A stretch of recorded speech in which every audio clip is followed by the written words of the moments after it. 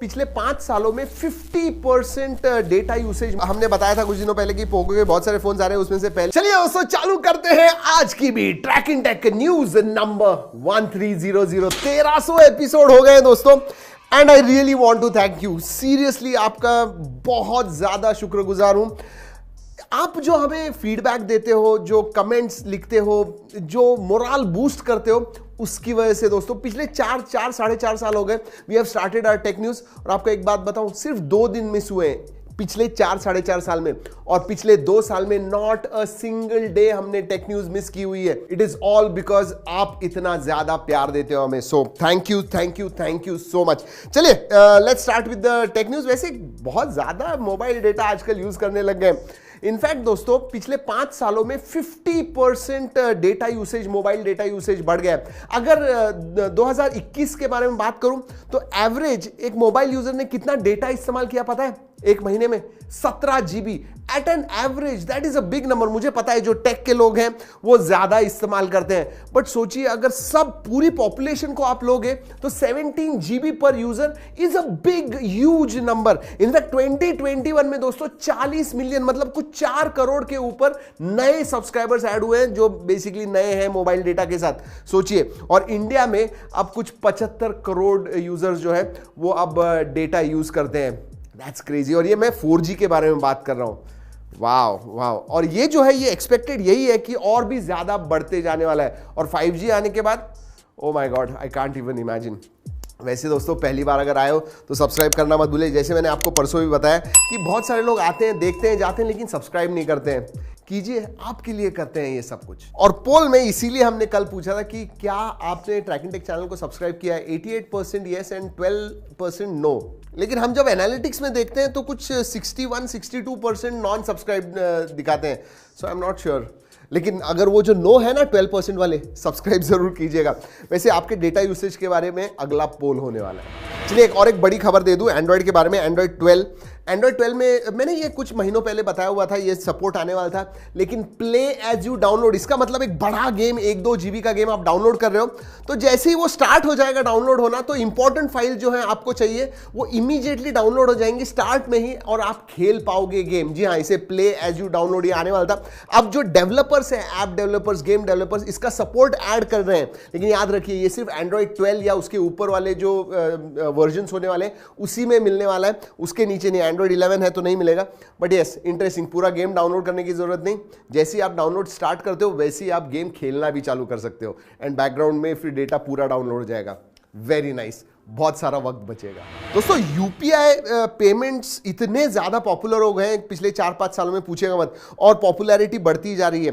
And there is a reason, बहुत ही simple है। बैंक अकाउंट वगैरह आपको देना नहीं पड़ता है, बस एक QR कोड स्कैन कीजिए या नंबर दे दीजिए and you will receive your money in the account, in your bank account. और उसकी वजह से नए नए कंपनीज भी आ रहे हैं। टाटा ग्रुप अब उनका खुद का यूपीआई ऐप लॉन्च कर रहा है। जी हाँ, सो जैसे जीपे वगैरह है, व्हाट्सएप पे है, वैसे ही टाटा पे वगैरह कुछ होने वाला है। सो नाम क्या होने वाला है ये पता नहीं है, but yes UPI payment app चालू कर रहे हैं टाटा। ऑलराइट, चाइना में बहुत सारे इश्यूज चल रहे हैं दोस्तों, आपको तो पता है। एंड धीरे धीरे उधर का जो प्रोडक्शन है वो इंडिया में आ रहा है। या that's big news.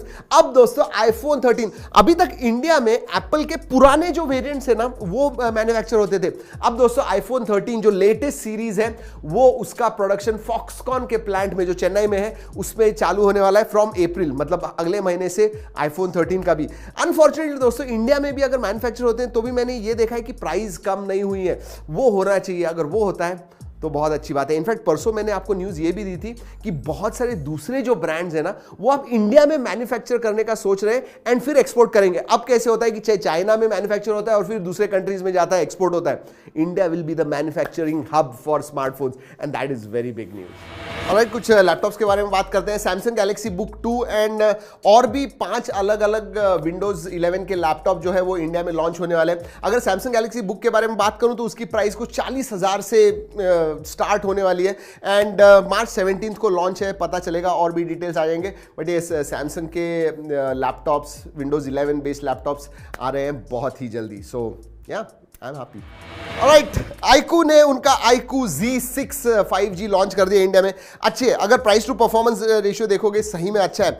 Effective price तो 14,999 से चालू होती है फॉर 4GB 128GB वेरिएंट। जो स्पेसिफिकेशंस हैं सेम Vivo T1 जैसे वैसे ही है। Qualcomm Snapdragon 695 6.58 इंच की FHD प्लस 120 हर्ट्ज की स्क्रीन, 5000 mAh की बैटरी है। सो ओवरऑल अगर आप देखोगे दोस्तों इट इज एक्सीलेंट, लेकिन Vivo T1 भी सेम स्पेसिफिकेशंस के साथ है तो मतलब नहीं बनता है। और दूसरी बात, iQOO Z5 जो है वो कुछ 20,000 के ऊपर है, 778 पे था और ये 15,000 के नीचे आ गया। So I don't know whether we should call it a successor of Z5 lite कहना चाहिए था मेरे हिसाब से। वैसे दोस्तों Z6 के ऊपर से याद आया, हमारे ट्रैकिंग शॉट्स के ऊपर 6 iQOO Z6 गिव अवे कर रहे हैं। Go and check it out और पार्टिसिपेट जरूर कीजिएगा। लिंक नीचे डिस्क्रिप्शन में दे रहा हूं, ट्रैकिंग शॉट्स का वीडियो भी जरूर जाके देखिए। और दोस्तों Oppo ने कंफर्म कर दिया है कि Enco Air 2 इंडिया में लॉन्च हो रहे हैं। अब उसके फोटोज वगैरह आ गए हैं दोस्तों, और अगर आप देखोगे तो बहुत सिमिलर दिखते हैं। जो एयरपॉड्स हैं उससे बहुत दिखने को तो बहुत ही सिमिलर है। और 23 मार्च को Oppo K10 जो लॉन्च होने वाला है उसी के साथ में लॉन्च होंगे। बट दोस्तों इसके 13.4 mm ड्राइवर्स है। दो क्वालिटी जो है जनरली Enco के जो ईयरफोन्स होते हैं अच्छी होती है, और Enco Air 2 might not be different. 13.4 mm drivers, Bluetooth 5.2 को सपोर्ट करता है, 4 घंटे का प्लेबैक है in one charge. So looking good. Alright, finally जो हमने बताया था कुछ दिनों पहले कि पोको के बहुत सारे फोन्स आ रहे हैं, उसमें से पहले पोको F4 GT आने वाला है, वो अब BIS पे आ गया है। और BIS पे आ गया है इसका मतलब launch is imminent, it is coming very very soon. अगले 2-3 हफ्तों में शायद ये लॉन्च हो जाएगा। लेकिन याद रखिए जो Redmi K50 गेमिंग एडिशन है ना, वही ये पोको F4 GT भी है। और K50 गेमिंग का ऑलरेडी हमने अनबॉक्सिंग फर्स्ट इंप्रेशन कर दिया है, तो जाके देखिए, वो चाइना से मंगाया हुआ था। वैसे 8 Gen 1 पे आता है, एमोलेड 120 हर्ट्ज स्क्रीन है, 120 वॉट चार्जिंग है, एंड ट्रिगर्स है उसमें, maglev triggers. So very interesting. Alright, Realme GT Neo 3 का एक स्पेशल वर्जन आ रहा है, ले मांस वर्जन मैं कहूँगा, ले मांस वर्जन। जी हाँ, जो रेस ट्रैक वगैरह है वही है, क्योंकि इसमें 150 वॉट का चार्जिंग होने वाला है। So very very interesting. अब देखते हैं दोस्तों। वैसे अगर आप देखोगे फ़ोन के ऊपर उसके जो फोटोज़ आए, 2 वाइट कलर के स्ट्रिप्स आते हैं, दिखने को अच्छा दिख रहा है। अब आने दीजिए, उसके बाद में बताएंगे। बट याद रखिए दोस्तों, मार्च 22 को वो चाइना में लॉन्च होने वाला है, उसके बाद में इंडिया में आएगा। जी हाँ, यही थी आज की हमारी ट्रैकिंग टेक न्यूज नंबर 1300। कैसी लगी? आज तो लाइक बनता है दोस्तों, 1300 एपिसोड हो गए, लाइक तो बनता है। चलिए दोस्तों, इस वीडियो में इतना ही। अगले वीडियो तक keep trekking and stay safe.